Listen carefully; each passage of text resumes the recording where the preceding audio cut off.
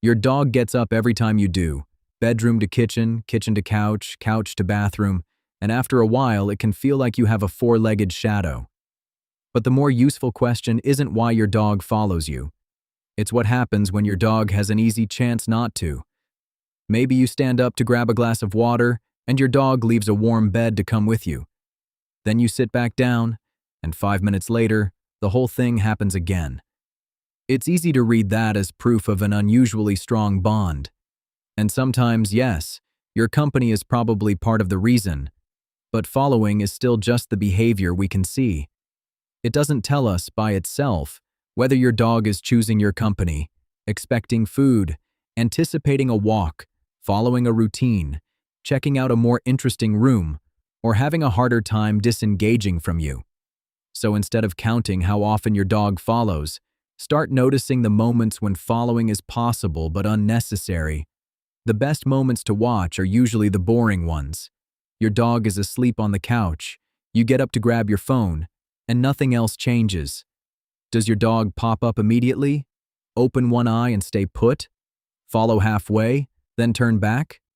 Or maybe your dog is chewing something, sniffing around the room, or stretched out in the sun. When you move away, can that activity continue without you? None of those choices gives you a diagnosis. A dog that stays behind isn't automatically more secure, and a dog that follows isn't automatically anxious. What they do give you is a better look at flexibility. A dog can prefer being near you and still be comfortable when you're 10 feet away. They can notice you leave a room, decide there's nothing worth getting up for, and go right back to sleep. That ability to choose between proximity and something else is more useful than treating every follow as a message that needs decoding.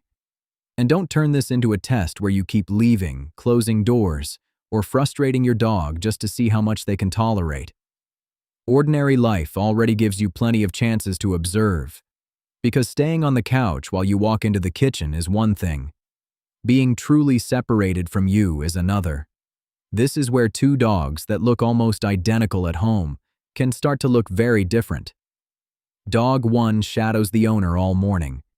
The owner leaves for a normal errand, and after a little activity around the house, the dog settles and rests. Dog 2 also shadows the owner all morning.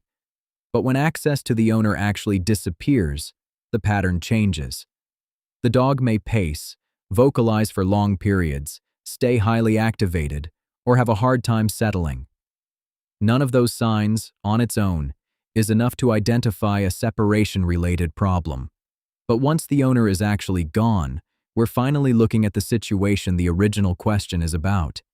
If you want to know whether your dog can cope without you, what happens during real separation matters more than how many times they follow you between rooms.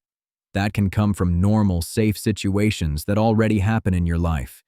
You don't need to create a stressful experiment. A dog may follow you constantly and still be perfectly capable of settling without you. Another dog may follow less often when you're home and still struggle when left alone. So frequency of following is not the same thing as ability to cope with separation. Now, none of this means your dog following you is meaningless. Dogs can become strongly attached to people. If your dog repeatedly chooses to be in the same room when other comfortable options are available, it's reasonable to treat that as a real social preference. You just don't need to turn that preference into a dramatic translation. Your dog doesn't have to be saying, "You are my whole world," every time you walk toward the refrigerator. Look at the broader pattern instead. Does your dog seek you out, relax near you, and choose your company? Great. Can they also sleep in another room, stay with a chew, explore the yard, or settle when you're temporarily unavailable? That matters too. Those two things are not opposites. Your dog can genuinely prefer being with you and still be comfortable doing something else. That's a more useful picture than calling every follow anxiety or treating every follow as proof of devotion. And there's one situation where the following itself becomes more important. When the pattern suddenly changes. Say your dog normally rests on their own, but suddenly starts getting up to follow every move you make. If a dog that normally rests independently suddenly starts shadowing every step, The change matters more than the label, especially if it shows up alongside changes in sleep, appetite, movement, orientation, sensitivity to touch, or an obvious difficulty settling. A change like that is a reason to look at the whole pattern more carefully, including possible physical causes when the other signs point in that direction. If that change is sudden and comes with physical changes, talk to your veterinarian. If your dog is showing persistent, significant distress during actual separation, a qualified reward-based behavior professional can help you assess the pattern safely instead of repeatedly testing it yourself. For an otherwise comfortable dog, though, you don't need to train them out of following you just because they like your company. Give them comfortable places to rest. Let them have activities that don't depend on you. Make independence available without forcing it. Then watch the choices they make. Your dog choosing to follow you can still be a very real part of your relationship.